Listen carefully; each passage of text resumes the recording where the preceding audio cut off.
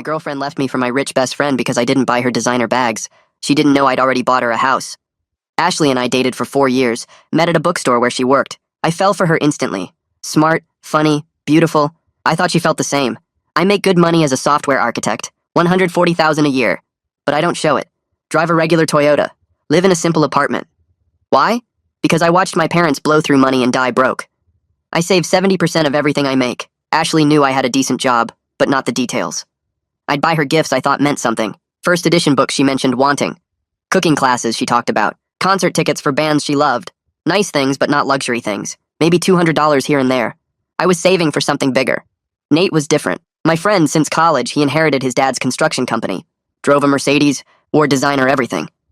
When we'd all hang out, he'd flash his black card, order expensive bottles, and make sure everyone saw. Ashley's eyes always followed that card. 6 months ago, things changed. Ashley started comparing. Nate bought his girlfriend a Louis Vuitton bag for their 6-month anniversary. We've been together 4 years and you've never bought me anything designer. You said you liked meaningful gifts better than expensive ones, I reminded her. That was before I realized I was dating someone who couldn't afford nice things. That stung, but I kept saving. The house was almost paid for. Just 3 more months. Then I started noticing things. Ashley was working late when her bookstore closed at 8. Her phone was face down at dinner, leaving rooms to take calls. New jewelry, she said, was costume. A Cartier bracelet isn't costume. I knew that bracelet. Nate had shown it to me a month earlier. Thinking of getting this for someone special, he'd said. I confronted Ashley directly. Are you seeing Nate? She laughed in my face. You're paranoid. Just because he's successful doesn't mean I want him. That's not an answer. God, you're pathetic. This jealousy is exactly why I need space. You're threatened by anyone who has more than you. She gaslit me for weeks. I was crazy. I was insecure. I was projecting my financial inadequacy. Maybe if I weren't so cheap, I wouldn't be so suspicious. Maybe if I could give her what she deserved, I'd trust her more. Then Jake, our mutual friend, sent me a photo from Nate's Instagram story. Ashley in Nate's bed wearing his shirt captioned, Sunday mornings hit different. They didn't even hide it. I drove to Nate's house. They were on his couch, her legs across his lap, both laughing at something on his phone, probably laughing at me. I knocked. Ashley answered in Nate's robe. Her face went from surprised to annoyed. What are you doing here? Getting my answer. Nate appeared behind her. No shame. Hey man, we need to talk. No, we don't. Ashley crossed her arms. Look, this is for the best.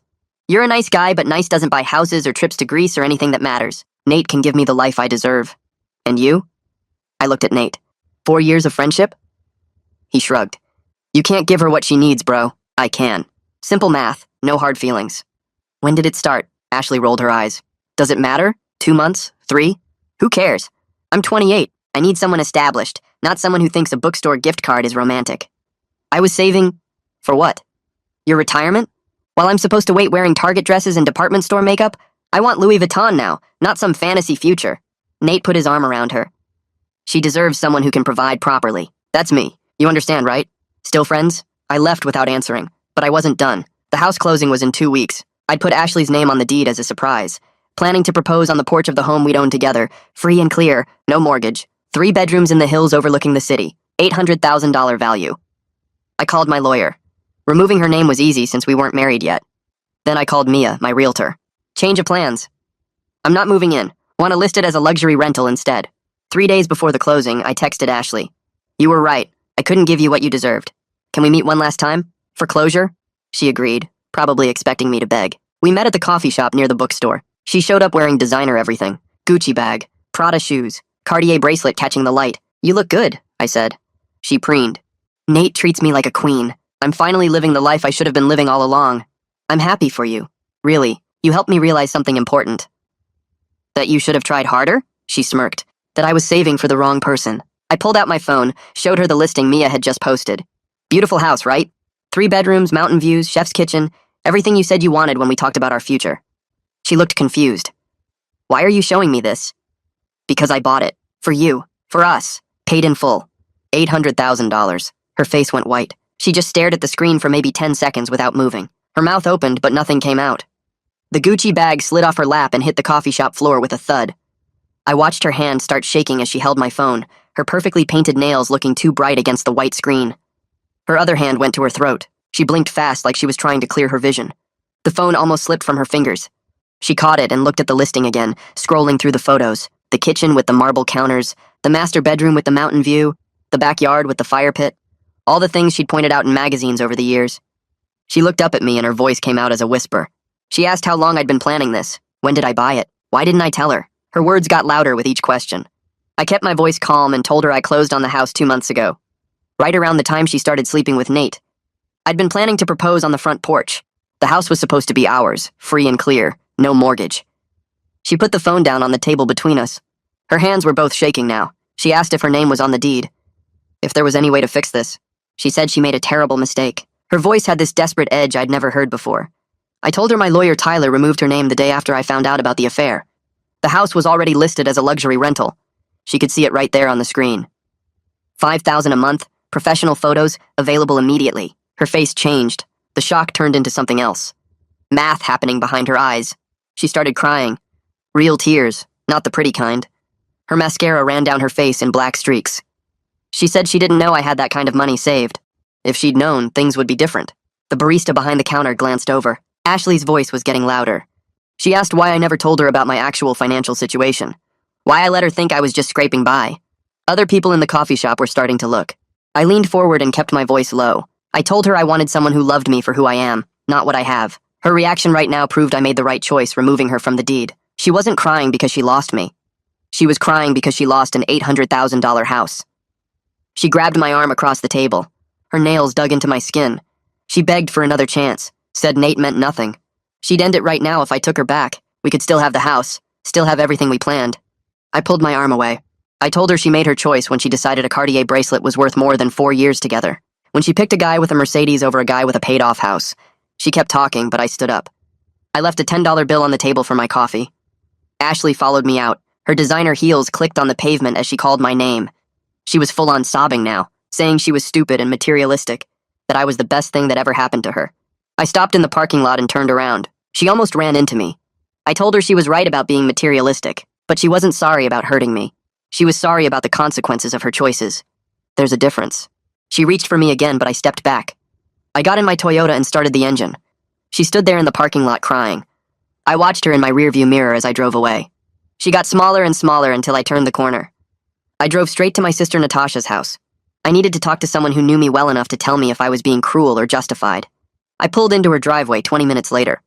She opened the door before I could knock. She took one look at my face and pulled me inside without asking questions. We sat in her living room. I told her everything. The coffee shop meeting, showing Ashley the house listing, her reaction, the parking lot scene, all of it. Natasha listened without interrupting. When I finished, she was quiet for a minute. Then she told me Ashley's reaction proved everything I needed to know.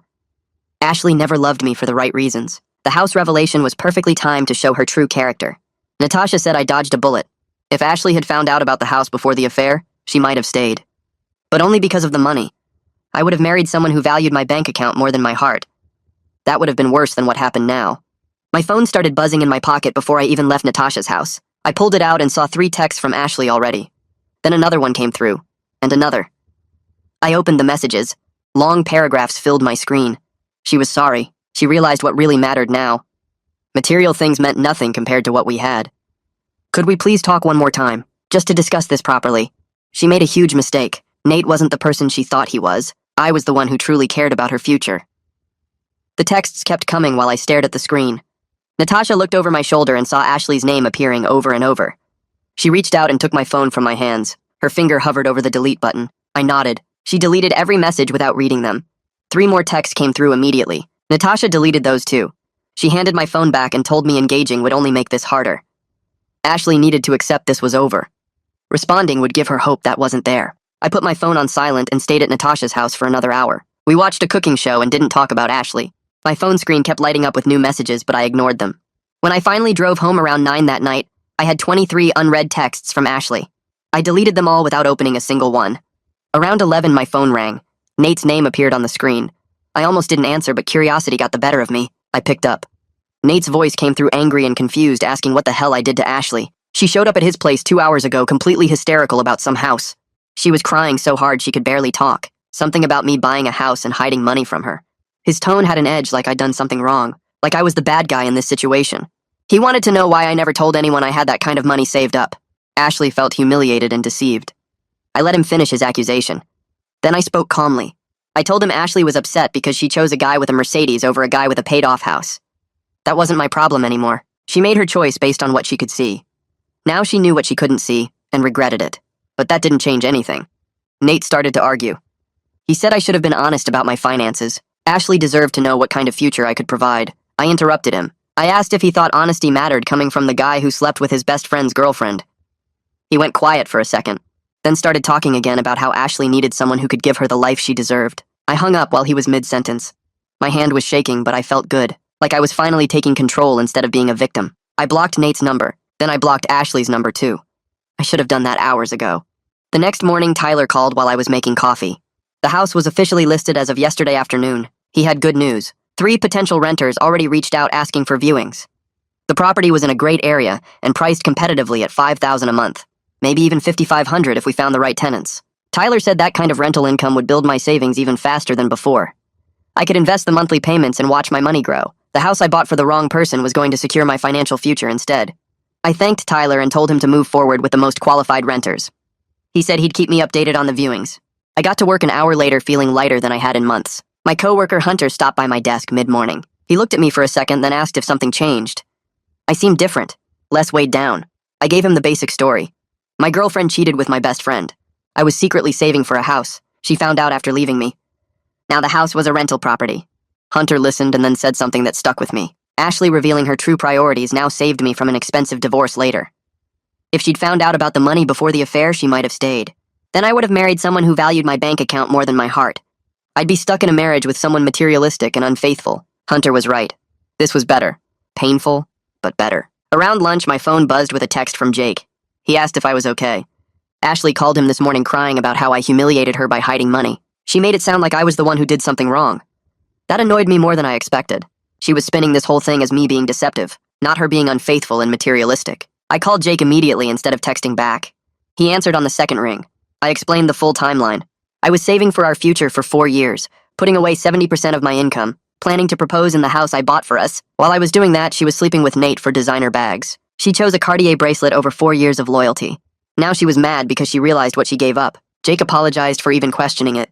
He said he knew something felt off about Ashley's version. Several mutual friends had been asking him what really happened. Everyone was confused about the situation. I told Jake he could share the truth with anyone who asked. I wasn't hiding anything. Ashley cheated. I had been planning our future. She chose wrong. Simple as that. Over the next week, I realized Ashley was calling every mutual friend we had. She told them her version of events. I was financially dishonest.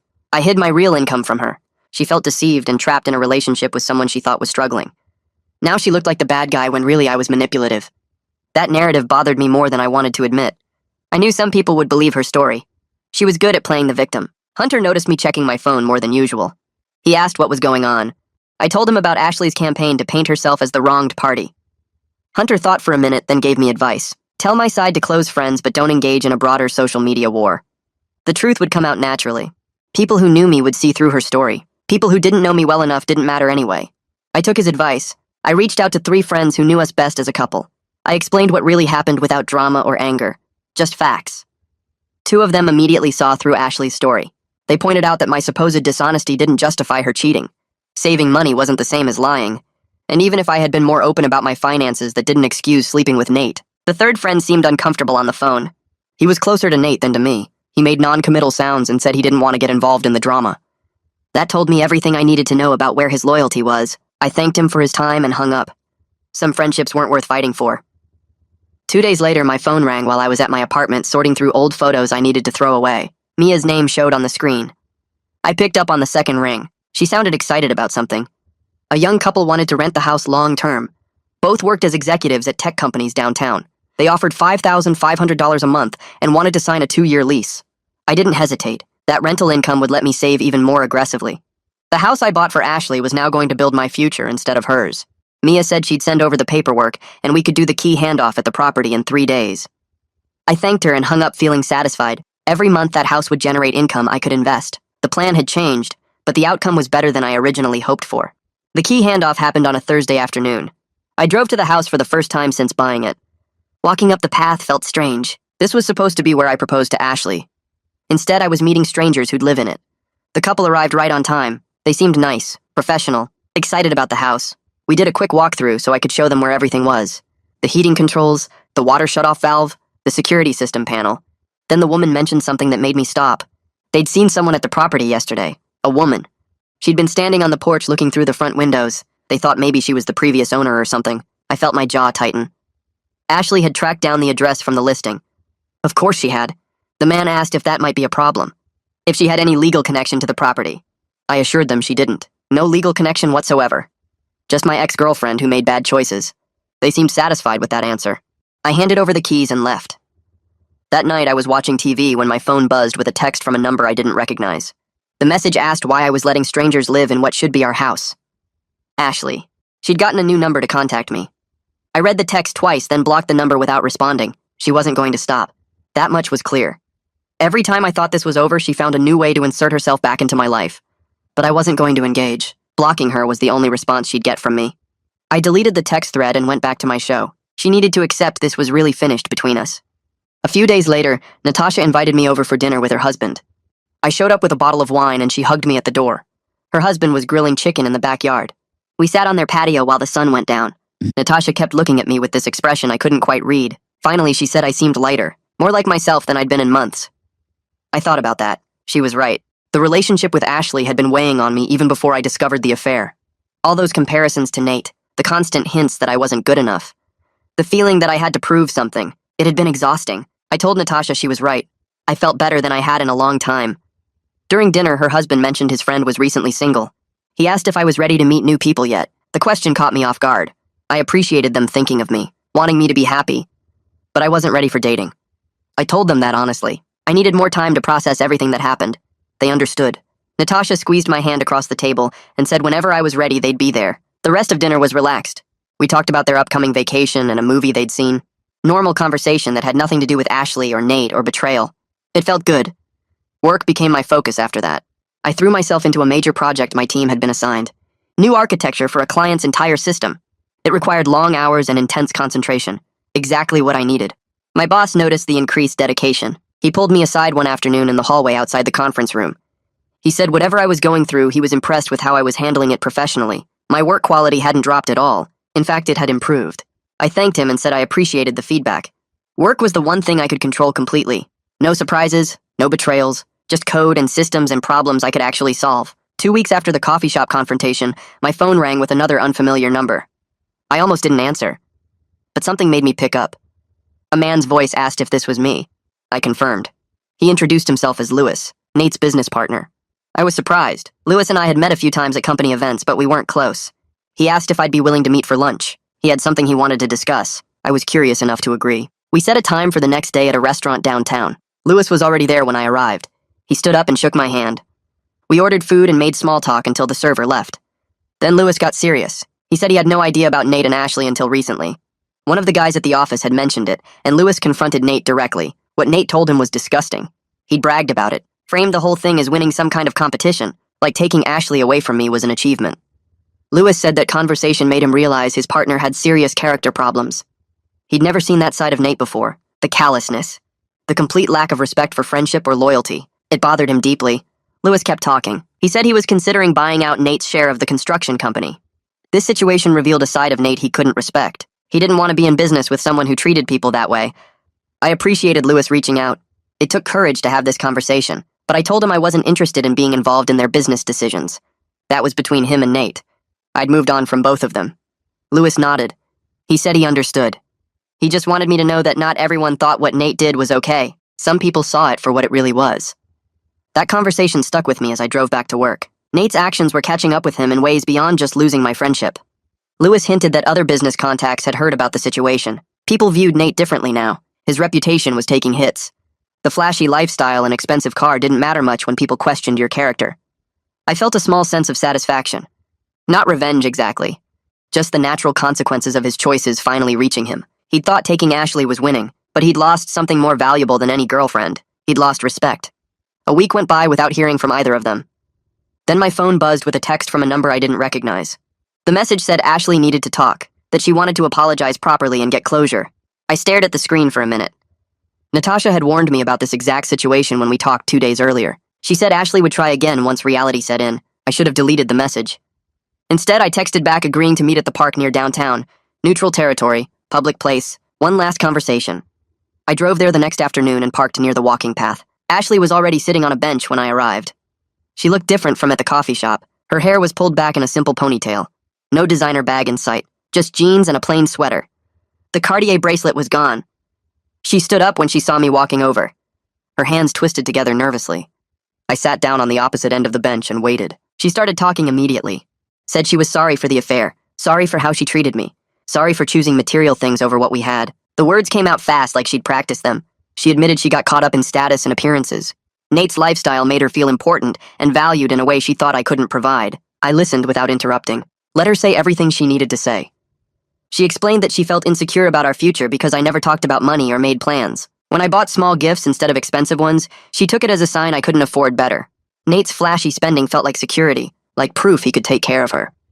She realized now that she confused expensive things with being valued, that the Gucci bags and fancy dinners were just objects. They didn't mean he cared about her, they just meant he had money to spend. When she finished talking, she looked at me with red eyes waiting for a response. I told her I accepted her apology. That took courage to say all that. But it didn't change anything between us. What happened couldn't be undone. I hoped she learned something from this about what actually matters in relationships. About not judging someone's worth by their car or their willingness to buy designer labels. She nodded slowly and wiped her eyes. Asked if we could eventually be friends. Maybe in a year or two when things weren't so raw. I was honest. Told her I didn't see that happening. Too much damage. Too much betrayal. We could be civil if we ran into each other, but friendship wasn't possible. She accepted that without arguing. Then she mentioned that things with Nate fell apart fast.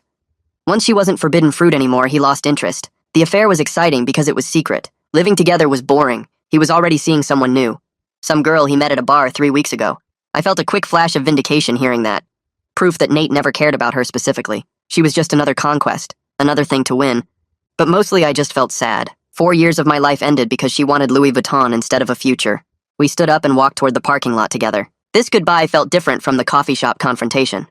More final. Like we were both actually accepting that this relationship was over for good. No more anger. No more drama. Just two people who used to love each other going separate ways. I got in my Toyota and drove away. Watched her standing by her car in my rearview mirror getting smaller. I felt lighter somehow. Like I'd closed a chapter cleanly instead of leaving pages torn out. The next day at work, Hunter stopped by my desk during lunch. Asked if I wanted to join his basketball league. They played pickup games twice a week at the recreation center. Good group of guys, low pressure, just exercise and hanging out. I hadn't played basketball since college, but I agreed. Figured it would be good to get out of my apartment and do something physical. That Thursday, I showed up at the gym with old sneakers and shorts I found in my closet. Hunter introduced me to the other guys. They were all around my age. Mix of jobs and backgrounds. Nobody asked about my personal life or why I was joining mid-season. We just played. The physical activity felt amazing, running up and down the court, focusing on the game instead of replaying conversations in my head. My body was sore the next day in a good way. Over the next few weeks, basketball became my routine. Tuesday and Thursday nights. I started looking forward to it. The guys knew nothing about my history with Ashley. To them, I was just a regular person who played decent defense and could hit free throws. The anonymity felt refreshing. Nobody looked at me with pity or asked how I was holding up. I was just part of the team. One of the guys invited me to grab beers after a game, and I went. We talked about sports and work and normal things. No drama, no betrayal stories, just casual friendship with people who had no connection to my past. Around the same time, my rental income started coming in. The executive couple paid their first month's rent. $5,500 deposited directly into my account. I logged into my investment account and set up automatic transfers. Every month, the rental income would go straight into index funds. The house that was supposed to be a symbol of love was now a symbol of smart planning and self-respect. My financial philosophy that Ashley mocked was actually working perfectly. I was building wealth steadily while she was probably maxing out credit cards on designer bags. The irony wasn't lost on me. My phone rang one afternoon while I was reviewing code at work. Tyler's name showed on the screen. I stepped into an empty conference room to take the call. He said Ashley had contacted him asking about the possibility of me selling her the house at a discount. She claimed it was originally meant for her, so she should have some right to purchase it. Tyler already told her no on my behalf. The house wasn't for sale at any price, and she had no legal claim to it. But he wanted me to know she was still fixating on the property, still trying to find a way to get what she thought she deserved. I thanked Tyler for handling it, and told him to block any further contact from Ashley about the house or anything else. He agreed that clean boundaries were important. Then he mentioned something his wife Suzanne said. She's a therapist, and Tyler had told her the basic story. Suzanne thought my handling of this situation had been remarkably healthy. Not getting sucked into drama, not seeking revenge, just removing myself and moving forward. That comment stuck with me the rest of the day. I told Tyler to block any further contact from Ashley about the house or anything else. He agreed immediately and said clean boundaries were important after this kind of situation. Then he mentioned something his wife Suzanne said. She's a family therapist, and Tyler had told her the basic outline of what happened. Suzanne thought my handling of everything had been remarkably healthy. Not getting pulled into drama, not seeking revenge, just removing myself and moving forward with my life. Tyler said most people in my position would have done something they'd regret later. I appreciated hearing that perspective from someone who dealt with messy situations professionally. The validation helped more than I expected. 3 months passed. The house rental kept generating income. Basketball became a regular part of my routine. Work kept me busy. Life felt different, but not bad. I was grabbing coffee one Saturday morning when I ran into the bookstore manager where Ashley used to work. She recognized me instantly, and her face showed surprise mixed with something like concern. She asked how I was doing, and I told her honestly that I was doing okay. Then she mentioned something I hadn't known. Ashley quit her job right after our breakup. Didn't give notice, just called one morning and said she wasn't coming back. The manager had to scramble to cover shifts. Ashley apparently moved to a different city shortly after, trying to start fresh somewhere new. The manager seemed uncomfortable sharing this information, but said she thought I should know. We talked for a few more minutes outside the coffee shop. She said she always thought Ashley and I were good together when we first started dating, but she admitted something changed over the past year. Ashley became more focused on material things, started comparing herself to customers who came in wearing expensive clothes, made comments about wanting a different lifestyle. The manager noticed the shift but figured it was just Ashley growing restless with retail work. Hearing an outside observer validate what I'd experienced felt important. I wasn't crazy for noticing the changes. Other people saw it too. The manager wished me well and went inside. I sat in my car for a while thinking about that conversation. That night I opened my laptop and started making a list. What did I actually want in a future relationship? Not just attraction and chemistry. Those mattered, but they weren't enough. I wrote down financial compatibility at the top. Someone who understood the value of saving, who didn't measure worth by possessions. Shared life philosophy came next. Similar views on what mattered in the long term. Communication about money and goals. Honesty about expectations. The list grew longer as I thought through what went wrong with Ashley. I'd assumed we wanted the same things because we got along well and enjoyed each other's company. But we never actually talked about deeper values. Never confirmed we were building toward the same future. That was partly my fault. I should have been more open about my financial situation and plans. But her response to the house revelation showed our values were different regardless of communication. A week later, Natasha called and asked if I wanted to meet her friend from work for coffee. She emphasized it was just to practice being social again. No pressure, no expectations of romance, just a casual conversation with someone new. I agreed mostly because Natasha had been so supportive, and I didn't want to seem like I was hiding from life. The coffee date happened on a Thursday afternoon. Her friend was nice. We talked about work and hobbies and normal things. Pleasant conversation, but no spark. I appreciated that Natasha's approach was low stakes, not trying to force me into dating before I was ready, just getting me back out there in a comfortable way. I texted Natasha afterward and thanked her for thinking of me. At work, things were going well. My focus had increased over the past months. I threw myself into projects and delivered results ahead of schedule. My boss called me into his office one afternoon and told me I was promoted to senior architect. Significant raise, more responsibility. He said my increased focus and maturity over recent months contributed to the decision. The team had noticed my dedication. I realized the breakup, while painful, had pushed me to invest more energy in my career. Without the relationship taking up mental space, I'd channeled that energy into work. The promotion felt like validation that I was moving forward in concrete ways. I celebrated by taking Natasha and her husband to dinner at a nice restaurant downtown.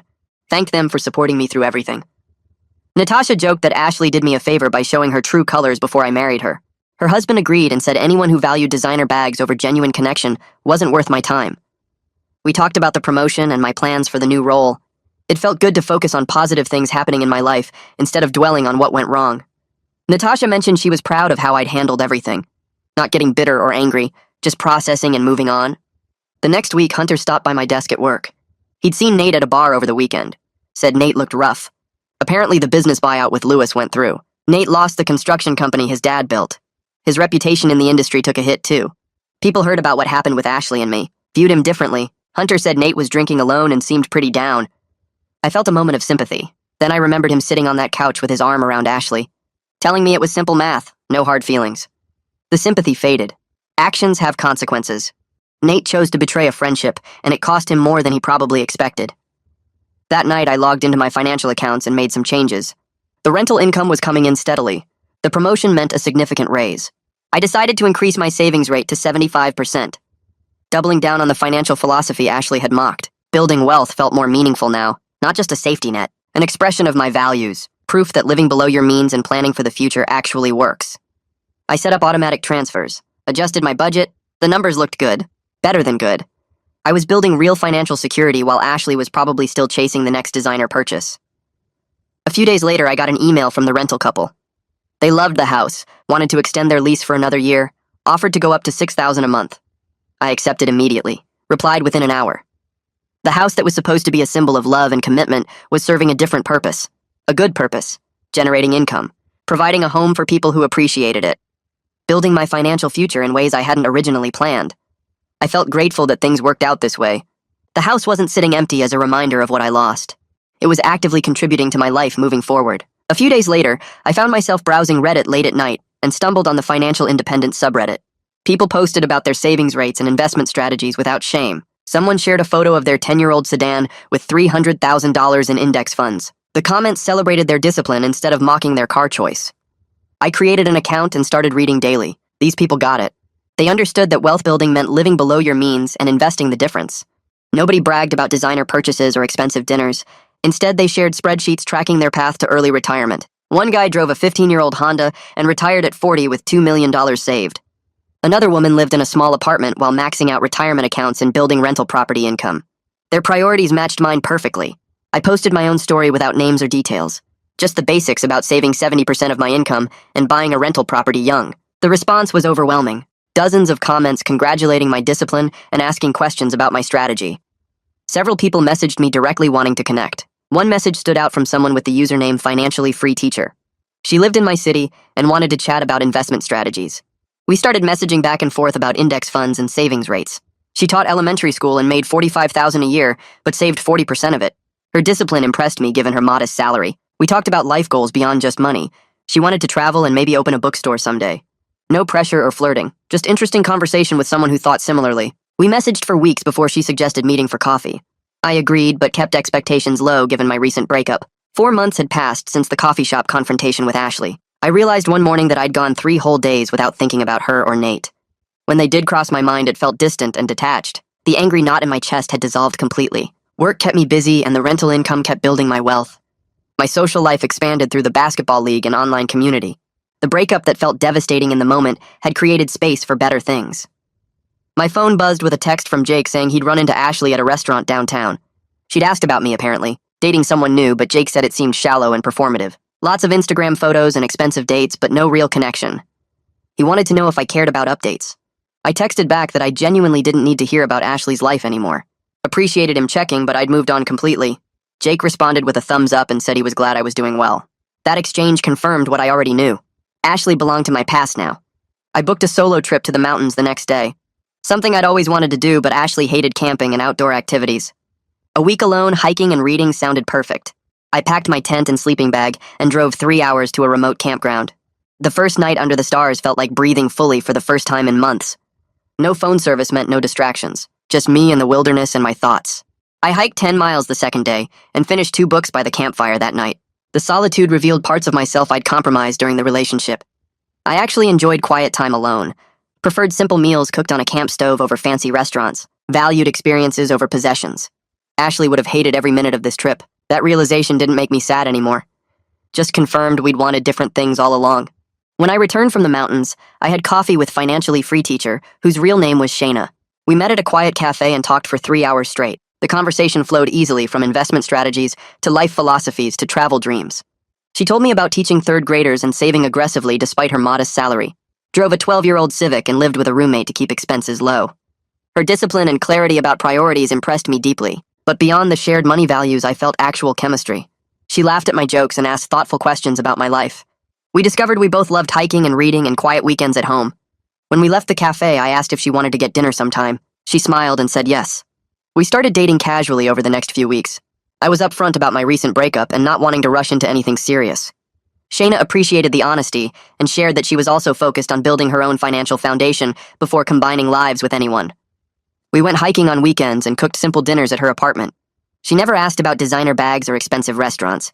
Instead, she wanted to know about my thoughts on early retirement and investment allocation. Our dates cost maybe $30 total and felt more meaningful than any fancy dinner I'd bought Ashley. The relationship developed slowly and naturally without pressure or games. 6 months after revealing the house to Ashley, I took stock of my life. The rental property generated $5,500 monthly that went straight into investments. My promotion at work came with a $20,000 raise. I'd increased my savings rate to 75% and watched my net worth climb steadily. But the financial progress wasn't even the best part. Shayna and I had been dating for 2 months, and it felt right in ways my relationship with Ashley never had. We shared actual values about what mattered in life. She understood that driving a Toyota didn't mean I was broke. Appreciated thoughtful gestures over expensive gifts. Wanted to build wealth together slowly, rather than spend it on status symbols. Work was going great, with the senior architect role giving me more responsibility and satisfaction. My social life included the basketball league and online community friends who got my priorities. Everything had shifted in positive directions I couldn't have imagined 6 months earlier. Natasha noticed the change when I stopped by for dinner one evening. She commented that I seemed genuinely happy rather than just recovered from the breakup. Her observation hit home because she was right. This wasn't about getting over Ashley anymore. I'd actually built a better life than the one I'd lost. What Ashley meant as an insult about me not being able to provide had revealed something important. I could provide very well, just not for someone who valued the wrong things. Shayna valued the right things: financial security and shared experiences, and building a future based on substance rather than appearance. I felt grateful now for how everything had unfolded. The betrayal hurt deeply at the time, but it showed me who people really were before I made permanent commitments. If Ashley hadn't left, I might have married her and spent years with someone who didn't share my actual values. If Nate hadn't betrayed our friendship, I might have kept trusting someone who saw relationships as competitions to win. The house I bought for the wrong person became the foundation for building the right life. Every month, the rental income grew my wealth and confirmed my financial philosophy worked. Every date with Shayna reinforced that finding someone with shared values mattered more than surface compatibility. Every conversation in my online community reminded me that plenty of people understood the difference between looking rich and being rich. I was excited about where this path led next, not in a rushed or desperate way. Just genuinely curious about the future I was building with intention and discipline. The life Ashley rejected was exactly the life I wanted, and now I was living it with someone who wanted it too.